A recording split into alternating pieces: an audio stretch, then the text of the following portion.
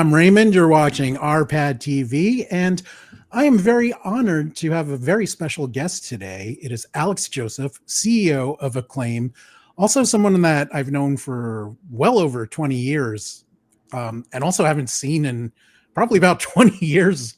We haven't seen each other in person, so it's good catching up with you. It's good seeing you, and I'm really excited to hear about your new venture with Acclaim, which is it's about 7 months now since you relaunched Acclaim. About that?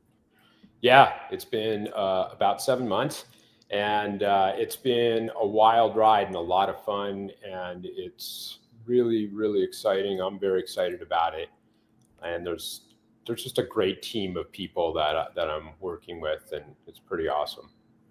And I just want to give you guys some warnings ahead of time. At some point, Alex and I will be talking about guitar stuff because we're both guitar nerds. And if you're expecting some hard-hitting questions about Acclaim, you're watching the wrong show, because I'm not Dean Takahashi, who has more journalistic ability in like the fingernail of his pinky than I do in my entire being. But I'm going to give it a go and see what info I can get out of Alex. So, as I said in the intro, you've been in the gaming business for a very long time, done a lot of things on the publishing side, PR marketing, and worked with a ton of indie small developers. What made you want to revive Acclaim? That's a great question. It wasn't really just, this is not my brainchild. This was sort of the result of a few different, just very talented industry veterans coming together with an idea of, hey, first of all, definitely being indie focused out of the gate. And, what could we do in terms of on the publishing front? There's a lot of developers that need the help of a publisher, whether that be with marketing, distribution, funding, et cetera, or all of the above.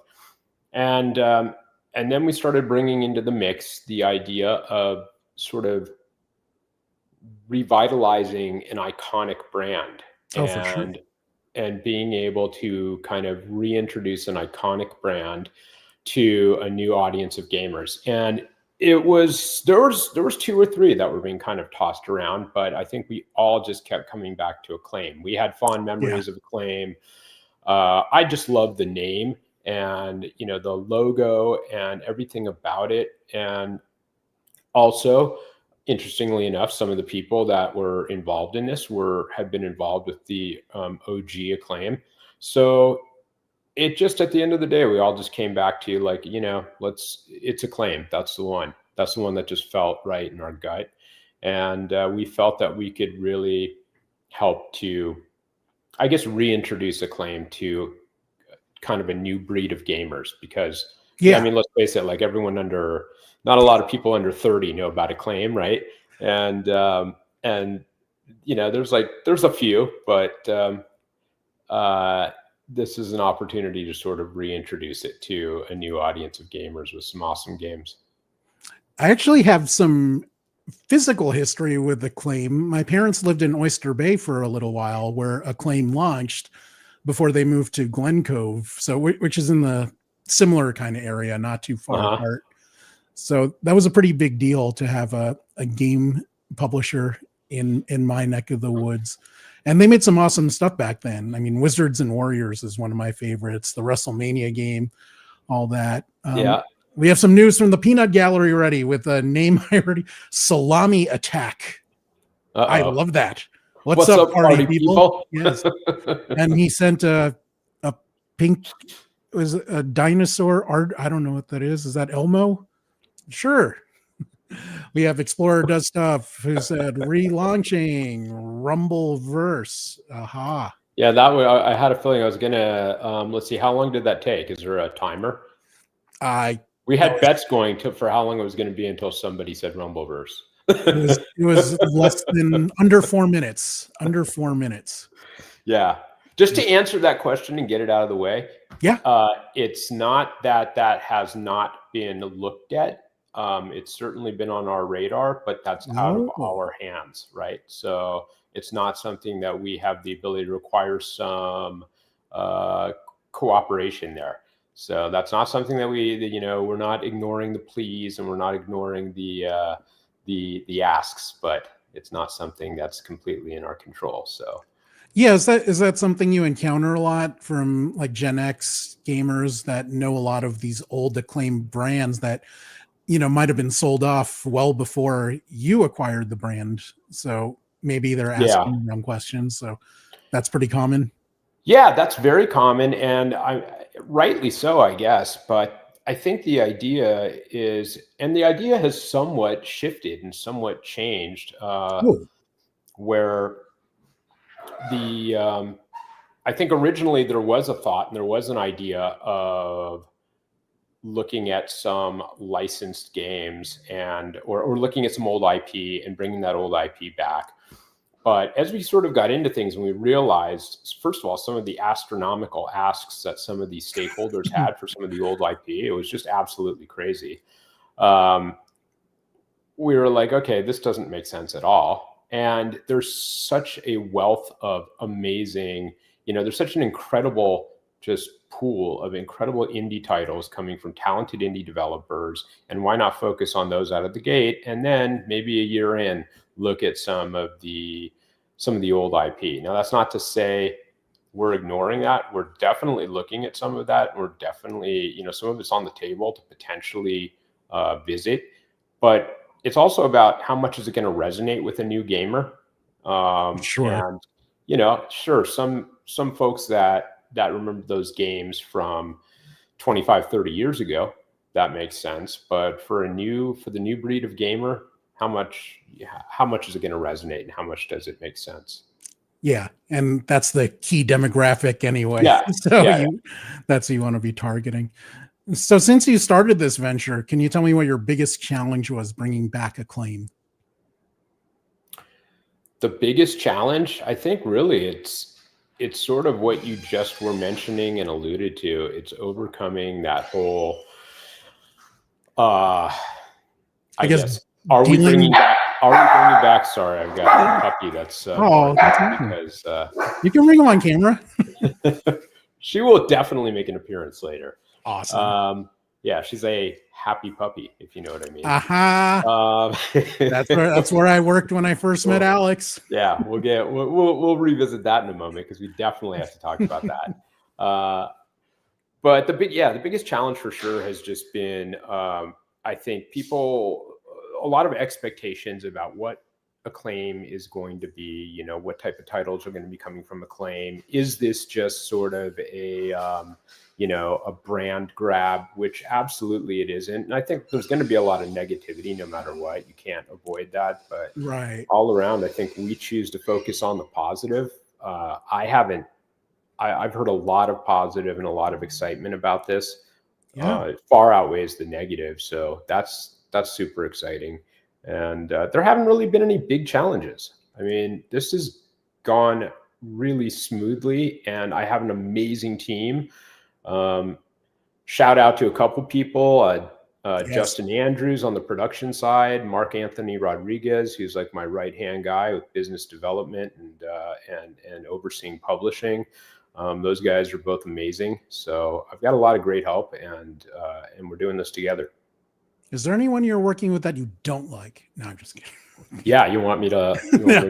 No, No, absolutely nobody. This is a absolutely incredible team. So I guess to sum it up, your biggest challenge is just dealing with the baggage and the history that comes with a 30-year-old brand. Is that fair to say? A little bit, but it's been less difficult to navigate that than I actually had anticipated originally. I thought it was going to be more of a challenge, and I thought we'd have more hurdles, but there was a fantastic reception, way better than and much bigger of a reception than I had anticipated, which was super exciting. And yeah, overall it's been really, really good, and the audience has welcomed us pretty much with open arms. Yeah, I love the comments on that launch video you did last month, and I love whoever's doing your community management is also very good and respectful. So props to whoever's handling that. That's very good to hear. That's Connor. Give All right. Connor a shout out too. Trying to get your raise, Connor. Yeah. So how about in terms of surprises, anything surprise you in the first year of this venture that you weren't expecting or maybe went way differently than you thought it would? Well, so we're 7 months in. We went very quickly. We brought on a pretty impressive slate of titles. Like anyone who watched the showcase saw the number of titles. We had some developers that were being courted by a couple of different publishers and opted to work with us. And I think that was maybe a combination of just like the power of the brand, but also our team. We have a really solid team. So I think that sort of worked in our favor and swayed them. But I'm surprised at how quickly and how I keep waiting for the other shoe to drop. I'm like, okay, Right. when's everything, when's this house of cards going to fall apart? But everything just keeps going and keeps on going, in quite an efficient manner, which I'm very, very pleased about. So no, nothing too shocking, and hopefully there won't be, but we're just going to continue to, I think we did everything in an intelligent manner. We didn't go crazy. We didn't put all of our eggs in one basket. We spread out the risk and we sort of diversified. We have a global roster of developers, which is really cool. Yeah. I mean, in nearly every continent. And what did you have in your showcase? You had 8 games with 3 that premiered in the showcase, something like that? Yeah, I believe it was, three premieres, world premieres. I think there were 8 titles. One that was out now, same day. That was Katana. And then also Basketball Classics, which is available on Steam. Right. And that one is getting kind of a bit of an upgrade. There's going to be some exciting announcements related to that. That will be kind of a sports classics franchise. And there'll be some exciting announcements around that, including some attached licenses to those titles. Very cool. We touched on this a bit earlier, but I wanted to talk about what the brand of Acclaim means to a younger audience. I mean, I have no idea. Yeah. Obviously, it means a lot to Gen X gamers and maybe some older millennial gamers, but I have no idea what it means to like the teens and 20-year-olds that are buying games now. Can you give me some insight on that? Probably absolutely nothing. Okay. I think that so it sort of surprises me when there's somebody that's younger and they know of Acclaim, and it's not necessarily that they've heard of it from, I don't know who they've heard of it from, maybe their uncle or an older sibling or a parent or something like that. Yeah. Because I always associate it with this kind of more, Gen X audience, more or less. Sure. And so, yeah, it's interesting when there's some younger gamers that are familiar and that know Acclaim and know the history of Acclaim, and can rattle off a few of the games. That's really, really cool. And surprising. It is surprising. Yeah. And I think that's part of what we really liked about the brand, about Acclaim, is that it was so iconic. It's almost like, Midway or Atari. All of these are just names that are synonymous with gaming. Yeah. So it's really cool to see that. And it's very exciting to sort of reintroduce Acclaim to a younger generation and get them excited about games and about playing Acclaim games moving forward. And Acclaim had when looking back in retrospect, it's easy to say, but it had a really broad reach in terms of the different genres that it played in. Like you had the nerd games like Wizard and Warriors. You had the console versions of the Midway games that they did, like NBA Jam. Other arcade ports, like I remember playing Double Dragon on there, and you have sports, you have platformers, you have the nerd games, you have more mainstream games. So they really touched a lot of different styles of games back. They were all over the place. Yeah, it was. That's one of the things that I really love, and I think one of the things that we're trying to do when one of the biggest questions when we first launched was, so what type of a game publisher are you? What is the new Acclaim? What are you going to be doing? And I said, well, I can tell you what we're not going to be doing. Most likely not point and click adventures, or like super cozy games.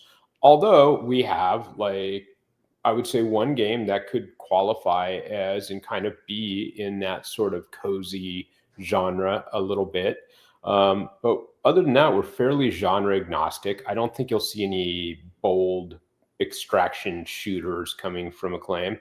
But I think you can expect cool, interesting, unique, more action-oriented, faster-paced games that cover a variety of genres and represent a variety of different sort of regions for development and developers, and are fun, and Right.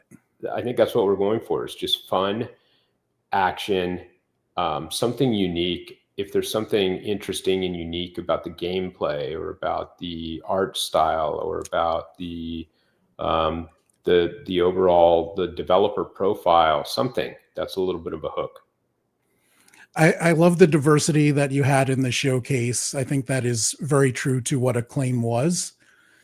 And I think that leads us to the point that you also touched on earlier, where there have been some negative criticisms on the internet, because the internet is the internet, and you will find people that hate you there no matter what. But what do you say to people that say, hey, this is just a brand grab? Like, these guys are just using the Acclaim name to do whatever they want. And it's not really true to the spirit of Acclaim. How do you counter that?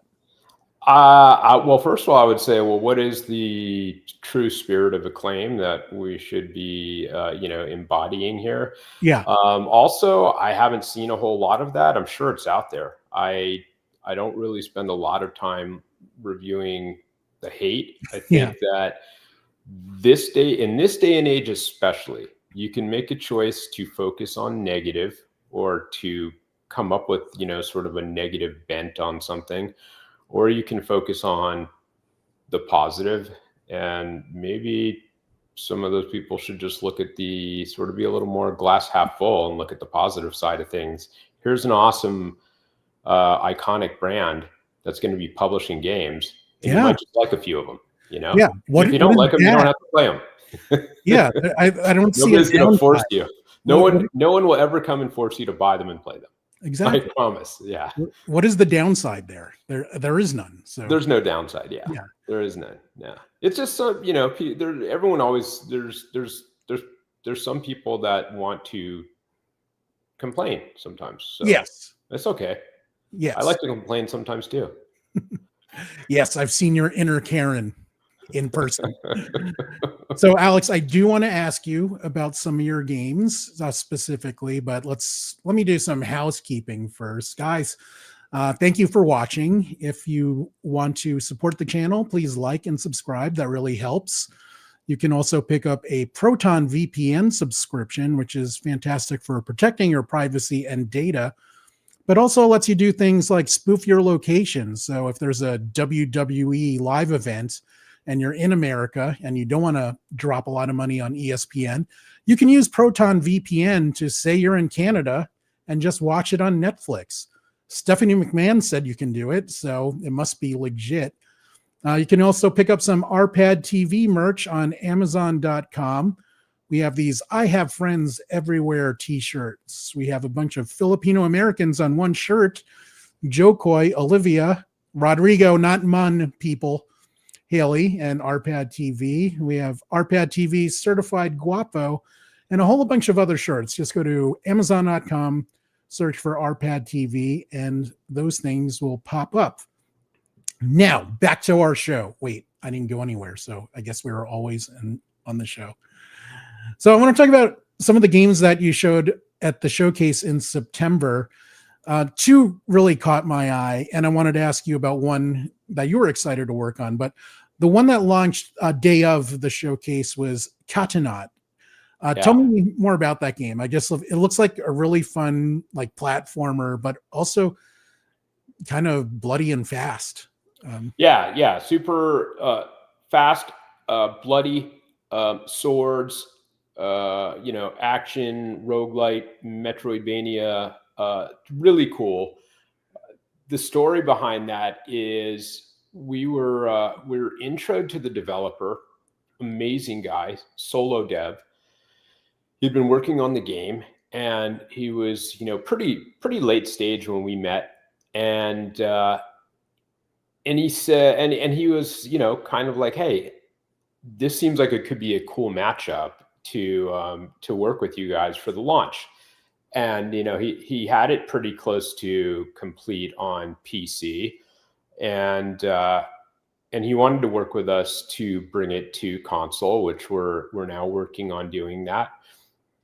So, by the way, pause for 1 second, because one thing that a lot of people seem to think is that we're just a PC publisher, and Right. all of these games are coming to console. So I'm not sure why everyone's thinking that this is just a PC play only, but no, this PC and console is what Acclaim is. So okay, unpause. Back to Katanaut. So we love the developer. We got along really well, and we were like, you know what, this could be a really cool way of just wrapping up the showcase and having this game out now. We can provide and help him get across the finish line with a little bit of additional help with some marketing and generating awareness for the game. And so we came in and helped with that, and helped with a little bit of final polish, and it was just a perfect relationship. He was super happy. We're really happy. The game is awesome. It's a unique game. It's an exciting game. It's I mean, I don't know. I don't even know how to really describe it. Like a Dead Cells meets Dead Space meets. It's an interesting game, and it's fun, and it's bloody, and it's fast, and the sword play is really cool. It's just a cool game. You gotta check. I just encourage everyone to check it out. It's one of the games that I'd say that I well, I don't know. I don't have a favorite, but I like the game a lot, and I think I like it a lot because it's out and available to play right now. So yeah, I like the game quite a bit. On the showcase, the game that really caught my eye, and please excuse me if I'm mispronouncing it, is it Talaka? Yeah. Talaka. So I love the art style. I love that it's Afro-Brazilian setting, which is something you don't see a lot in games, but I just thought it was very cool. Yeah, tell me a bit more about this game. That is that game that caught my eye immediately, mainly because I love the art style. It has this incredible sort of it's all this hand painted art. It's got this to me, I love this sort of pastel-y, sort of watercolory look. Yeah. The developers are awesome. I knew these developers already. I had worked with them in the past, a number of years ago, in a different capacity, and they're called Potato Kid, and they are. I think this game is just very, very unique. I love the whole Afro-Brazilian culture that's infused and sort of woven into the storyline and the gameplay. I think all that is very, very cool, and and something that gives it a little bit of makes it a little bit unique and makes it stand out quite a bit from other titles. And the gameplay itself is tight. It's coming along really well. That will be available also PC and console. So yeah, I'm happy with every single one of the games. I think there's something about it that I really like. And when I think about it right now, I think it's something different about each of the games. Some of them it's the art style that I'm mainly gravitating towards.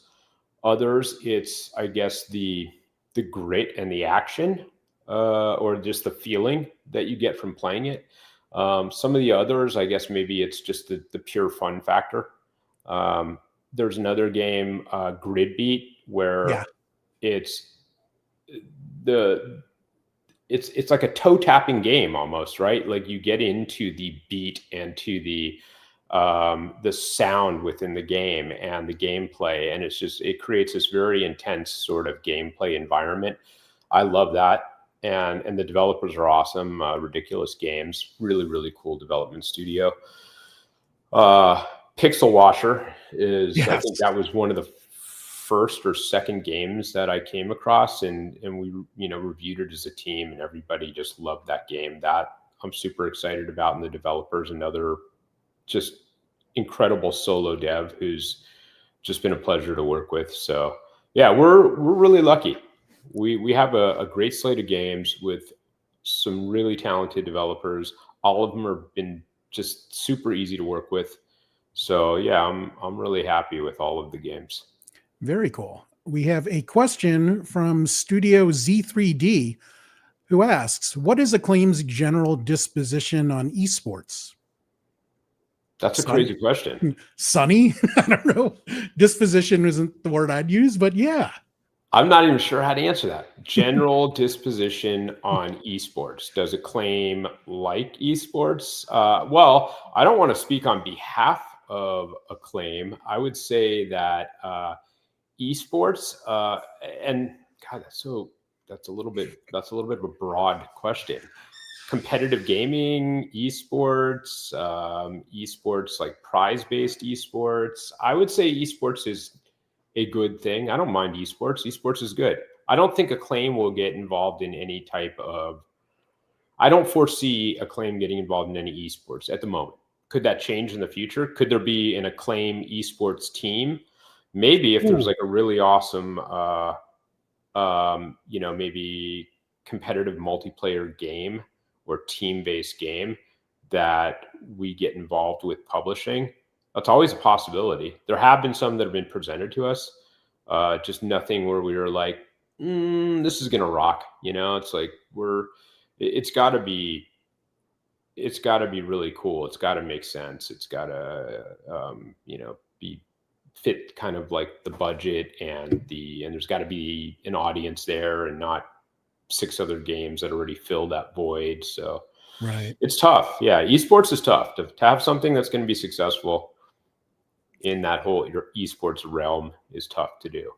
And just in case that's not what they meant, I will ask you a follow-up. Does esports make any part of your body tingle in a pleasurable way? That's an odd question also. It's even more odd. Let's just oh wait, that is not what they meant. They said specifically publishing esports games. You answered it. Thanks. Oh, okay, good. I answered it. But answer the tingle thing anyway. It had nothing to do with tingling. No, there's other things that make me tingle. Nothing, and none of them have anything to do with esports. That is fair. Goodnight Princess asks, when is the next showcase? Oh, that's a fun question. So that's a really good question. And we haven't started planning the next one yet, but I'll tell you something.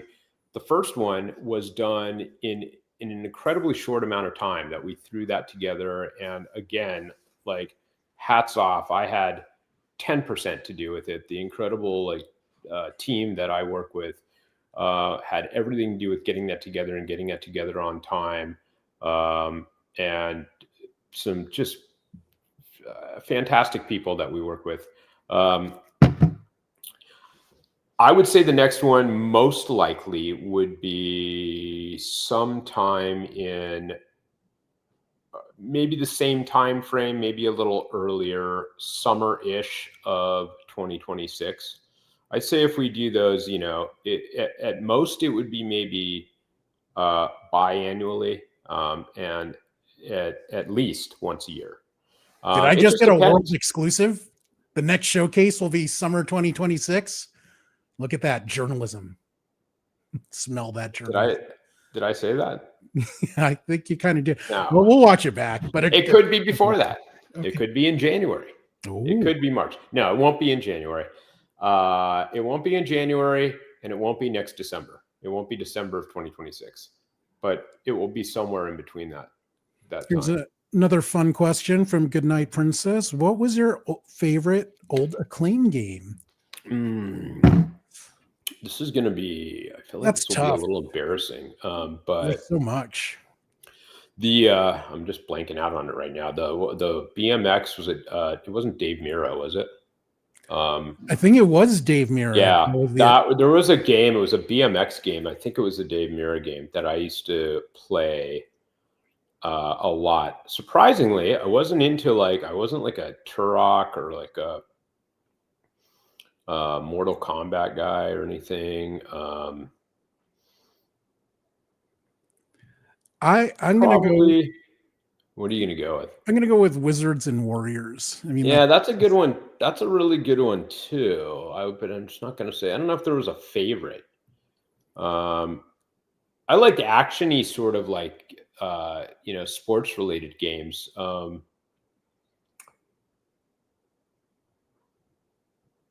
And the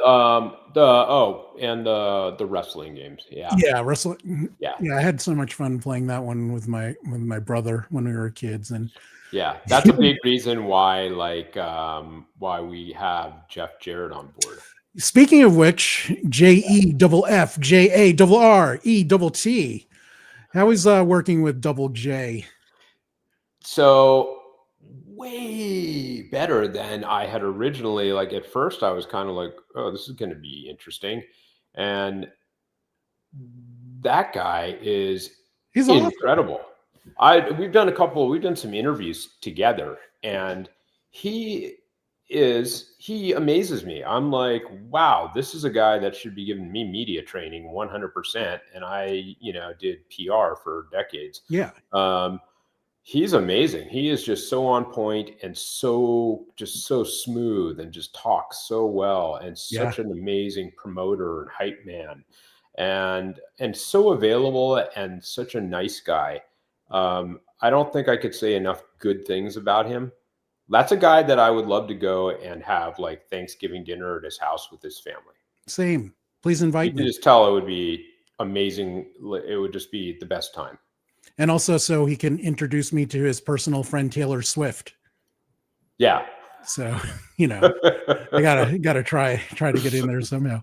No, I love Jeff Jarrett as a wrestler, not just in the ring, but from his booking, his family's history. And I'm a big wrestling nerd. And also I loved his gimmick where he had that WWE song, I Can't Wait to Be Alone with My Baby Tonight. But it was really Road Dogg singing it on his behalf.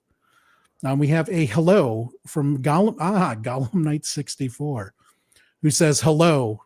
I think the follow-up is it me you're looking for? No Lionel Richie fan? Me you're looking for. Thank you. Someone gets me. Let's get you out of here on this. I know we have a hard out because you are a super important person with super important plans. No, come on. We'll take as long as we need. I'll give you like I'll give you the symbol like when it's time. If I have to like wrap up for any reason, I'll give you one of these. I'll go. Fair okay? enough. That's the symbol. That's the sign. So if all things go as well as you can possibly imagine, where do you see Acclaim in 2026? And where would you like the company to be in 2030? So that's a really good question. I would say 2026. I anticipate releasing the majority of the games that were in the showcase. I think we'll have them all out the door. Maybe not all of them. Some of them will push possibly into 2027. But having a good number of games that have released and that are killing it, really focusing on being developer first. We want to put the spotlight on our developers. I think that's something that I want us to be synonymous with, is a publisher that really puts the developer first. So, I want developers to want to work with us, and not because of what we can do for them, but because of the relationship that we're going to have with them. And, we're looking at building relationships, not doing transactions. I want to build out the team a little bit more. I want to see, and I want to continue just looking for and bringing on really solid games. Now, if we're going to fast forward 5 years, I want to be a multi-billion-dollar sellout corporation. And I think it's hard to even project, that far into the future. But I want to grow. I want the company to grow. I want it to grow sustainably. I don't want to ever have to be in a situation where we grow too quickly and then we have to lay a bunch of people off. I think that's a horrible place to be, and not a good situation to be in. And that is something that I am just adamantly opposed to. So I think growing intelligently, building a very efficient and effective machine, and creating value for the people that believe in us, that have invested in us, and creating value for the people that are going to play our games. So, the community and the gamers out there that want to buy and play Acclaim games.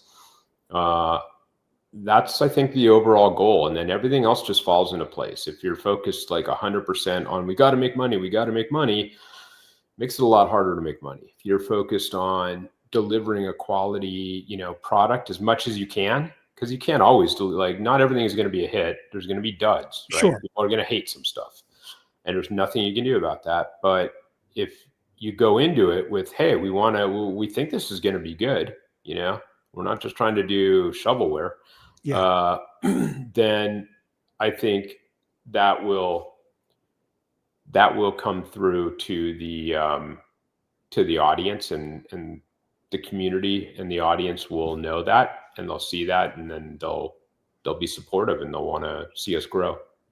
I really appreciate that. In addition to the company's success, you're also concerned about the success and security of your team.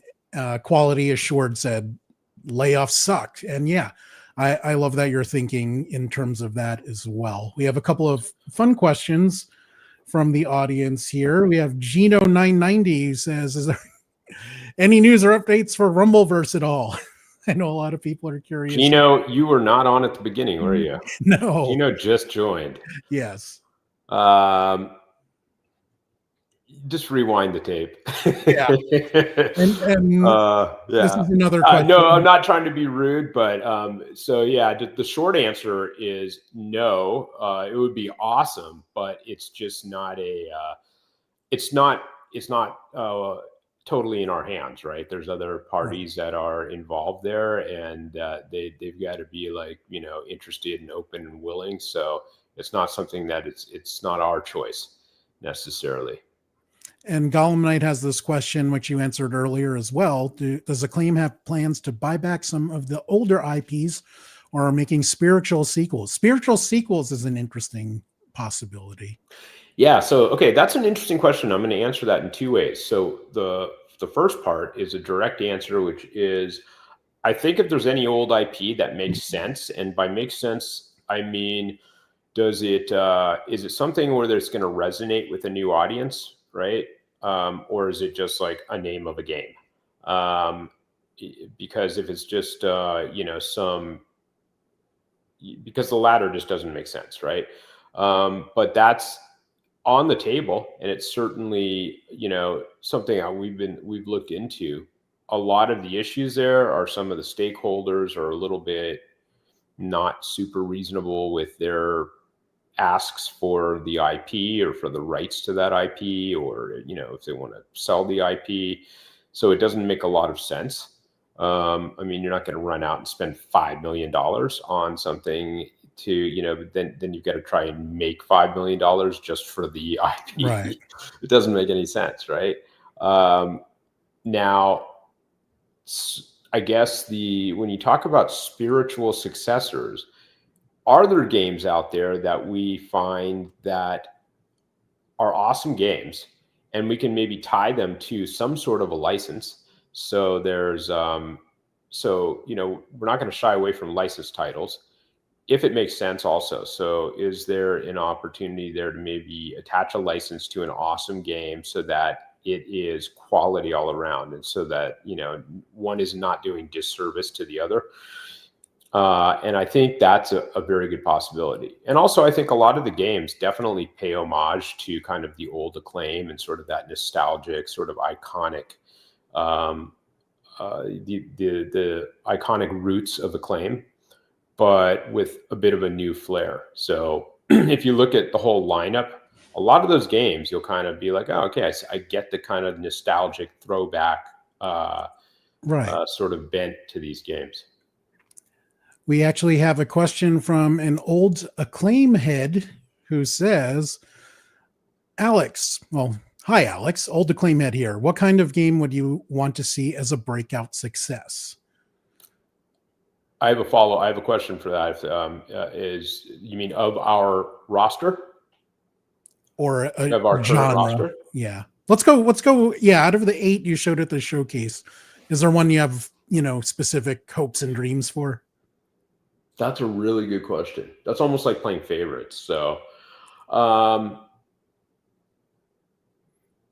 I have a very difficult time.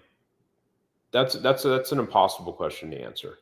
So let me say what kind of game, rather than one of the specific games from our roster. I would say the games that most likely are sort of positioned for breakout success would be obviously the one that has like the most mass appeal. So something that is sort of the most friendly across all types of players, and isn't really getting pigeonholed into one particular group or one particular sort of fan, genre fan. Maybe some of the sports titles, because they're just going to be really fun, and I think they'll really appeal to individual fans of sports games, but also like families and also just they're fun, sort of arcadey, old school, definitely nostalgic style games. So I think they'll have sort of a broad appeal, even if you're not a sports fanatic. And probably games like Pixel Washer, The Prisoning, Ground Zero Hero for the humor.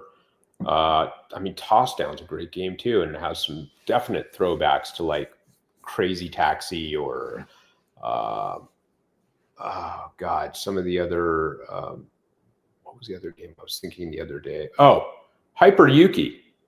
Yeah. Okay. I see that game. That seems to have gotten some of the biggest response. Hyper Yuki is the snowboarding game. Yes. I think that's going to crush it because people just seem to really be gravitating towards that game. That was probably that got some of the biggest, eyes and comments in terms of any of the games from the showcase. So I think that one it has a very good chance of being, kind of a breakout hit. Yeah. Good Night Princess asked if Hyper Yuki is a spiritual successor to SSX, EA's snowboarding game. That's kind of exactly sort of what I was talking about, is having some throwback sort of to games of old, but for a new audience. So it does have some elements of like SSX and like and like Jet Set or Jet Grind. 100%. Yeah. So when you were speaking about sports games, it looks like Gollum Knight is a fan of what you're doing. He says, or they say, sorry to assume gender, my bad. I'm old. I do that. I would love an NBA Jam spiritual sequel, maybe with a league like the Big Three or Slam Ball League. They also have a question.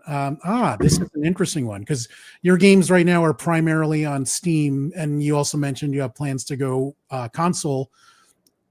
Good Gollum Knight asks, do you plan to put more of your games out on Epic and GOG? Okay, yes and yes. 100%. Yeah, actually, we've been talking to GOG recently for a while, actually, and also to Epic, and I think why not? The more the merrier, as long as it makes sense, and as long as the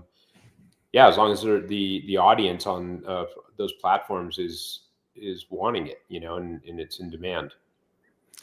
Okay, let's get you out of here on this. And this is a question for me because this is my show. So Acclaim was known for doing some pretty outlandish stunts, like paying people to name their baby Turok, getting Shadowman engraved on a relative's headstone. Do you have any plans to do anything crazy like that, or is it not fly in 2025? You're not the first one to ask that question, but I think that we want to be creative about the way we market the games. So I love creative, PR and marketing campaigns, and that's just the kind of PR guy in me from doing marketing and PR for games for so long. Yes. I mean, you remember some of the Oh events, yeah. like I remember some Our in boxing particular event. with you. Yeah, the Mike Tyson 3 boxing match in Vegas, two of those. Yeah. The I put a guy in Diablo the 2. hospital Yeah, you dislocated his shoulder. because he dislocated his shoulder on my face. Yeah, the Diablo 2 event. I mean, we had some great events. Uh, Nightmare Creatures. Yeah. But I think we will do some creative sort of stunts and events, some creative sort of PR activities.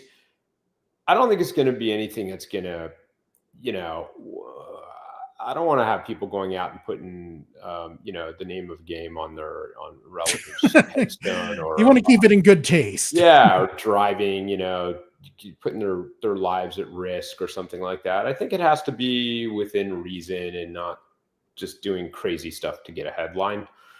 Because then it becomes like, okay, well, then you got to question the quality of the game if you got to do something that crazy just to get attention for it.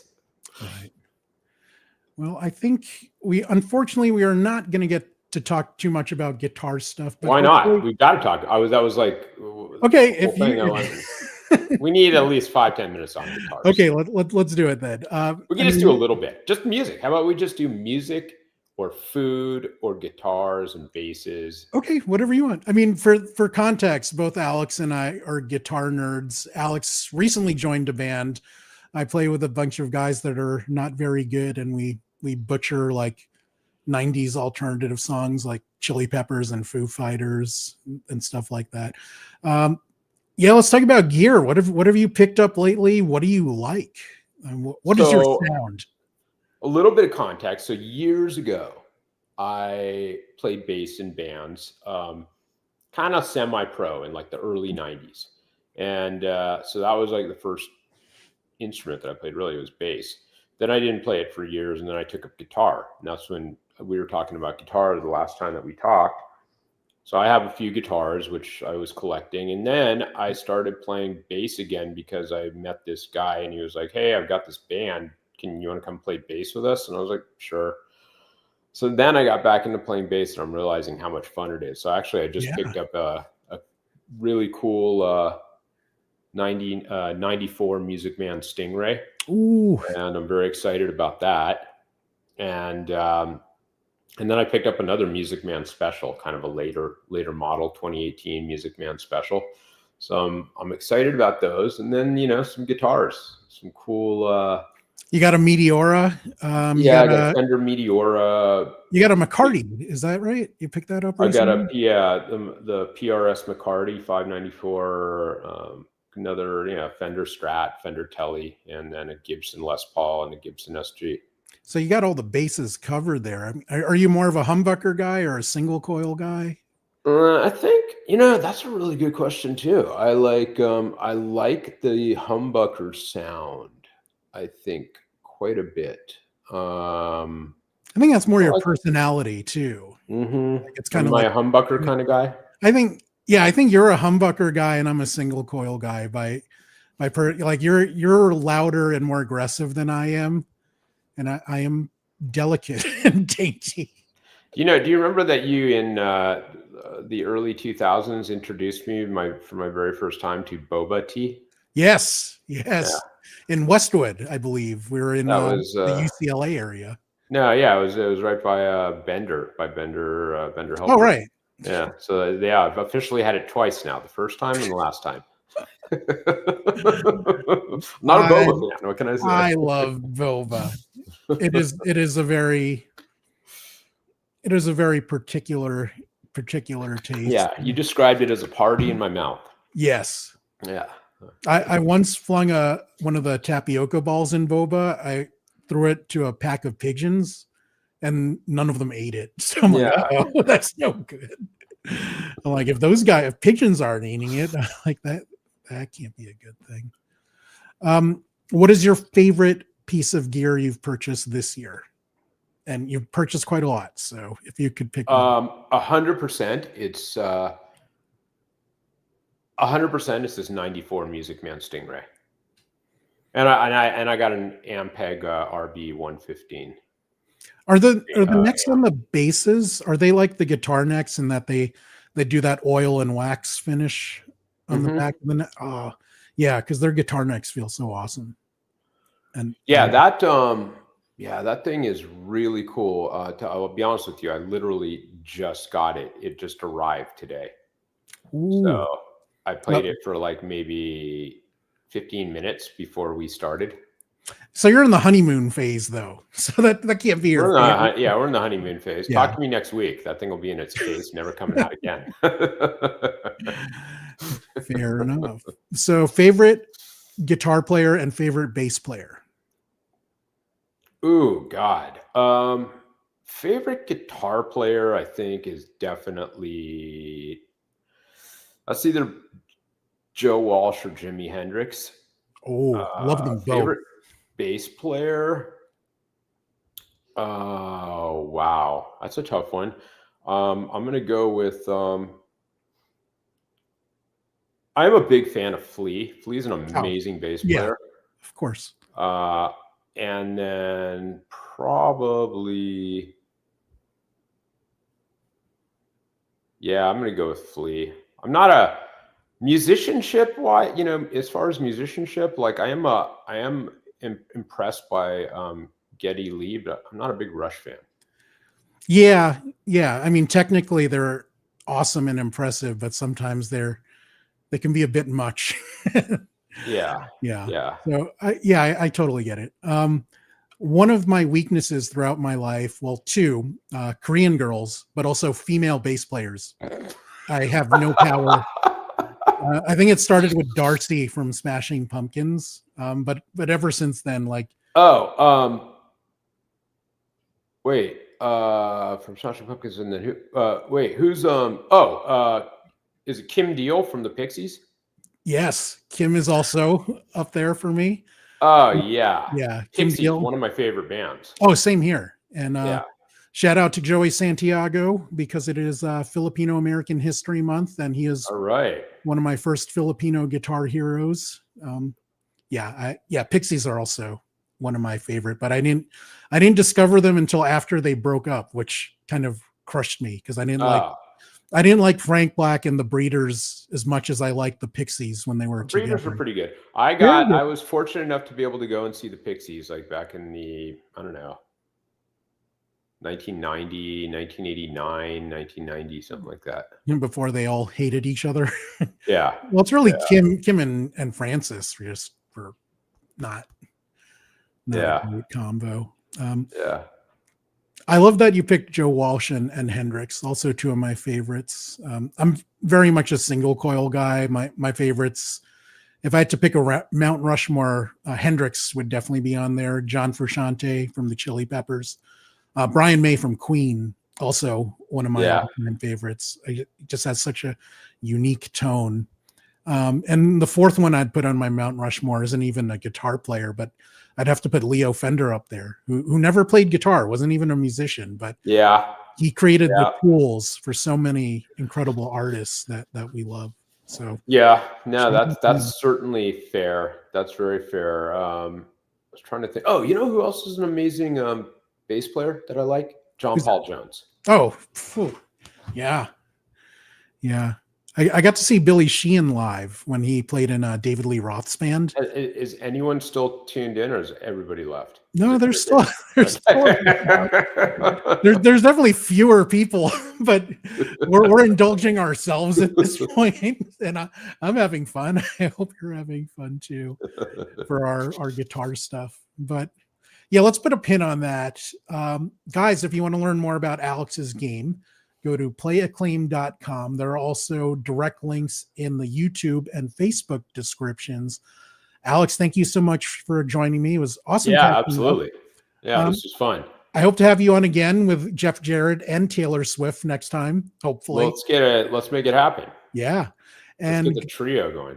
Guys, thank you for watching RPadTV. Go buy some Acclaim games. I'm going to make some hearts on the screen appear hearts. There you go. Look at my sorcery. Ooh, how'd you make that happen? That was pretty cool. It's a secret. Thanks for watching, and we'll see you next time. Bye, guys.